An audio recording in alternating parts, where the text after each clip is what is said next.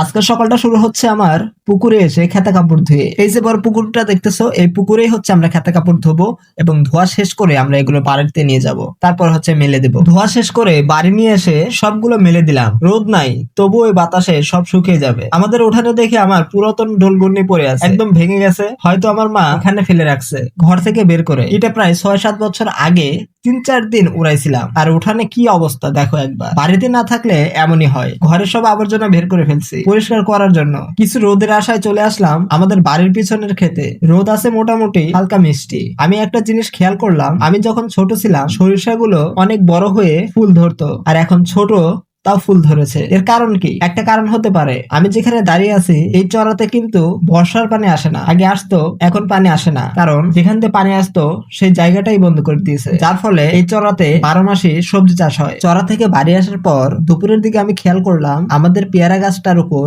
বাঁশের কুঞ্চি এসে পড়ছে। পেয়ারা গাছটা রোদ না পেয়ে মরে যাচ্ছে। এই পেয়ারা গাছে কয়েকবার ফল আসছে, কিন্তু খেতে পারিনি, কারণ বললামই আমরা বাড়িতে থাকি না, তাই পেয়ারা খাওয়ার ভাগ্যটাও জোটেনি। যত কুঞ্চি ছিল সব আমরা সেটে দিলাম। তাও এখন পেয়ারা গাছটা হালকা রোদ পাবে, বেঁচে থাকবে। আমারও ইচ্ছা আছে সবজি চাষ করা, গাছগাছালি বোনা, কৃষির সাথে মিশে থাকা। এটা আমার একটা ইচ্ছা, জানি না কখনো পূরণ করতে পারবো কিনা।